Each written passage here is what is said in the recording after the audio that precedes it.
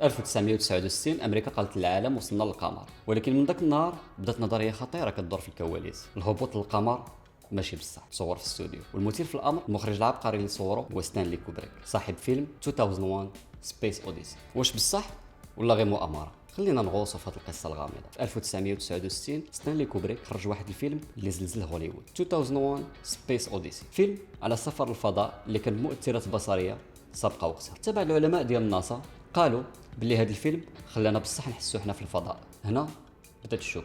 مني امريكا قالت باللي حنا وصلنا للفضاء في 1969 كاين اللي بدا كيشك واش فعلا امريكا قدرت توصل ولا غير باش تسبق روسيا في الحرب البارده. دارت عرض سينمائي كبير. واش ستانلي كوبريك هو اللي صور هذا الهبوط في الاستوديو بنفس الطريقه اللي صور 2001 سبيس اوديسي في الفضاء؟ كاين اللي كيقول باللي الناسا طلبت من كوبريك يصور المشاهد وخلاوه يوقع عقد سري باش ما يهضرش. بعض الناس كيقولوا باللي كوبريك خلى رموز مخبيه باش يوصل رساله. المشاهد ديال رواد الفضاء كانوا كيشبهوا تماما هبوط ابولو للقمر، حتى طريقه تحرك رواد الفضاء والاضاءه كانت كتشبه بزاف الفيديوهات ديال الناس. وفيلم اخر ديالو ذا شاينين كاين طفل لابس تيشيرت فيه تصويره ديال صاروخ ابولو 11، وهذه اللقطه فهموها البعض باعتراف مبطن. طبعا ناسا نفت هذا الشيء كله وقالت ان الهبوط على القمر موثق وعنده ادله علميه قويه، وكاين بزاف ديال العلماء اللي قالوا غير ممكن تصور داك الشيء في ذاك الوقت بلا ما يكون بصح. وكوبريك عمره ما علق على هذه الاتهامات، زاد مات وخلى الناس تفسر راسها. واش ستانلي كوبريك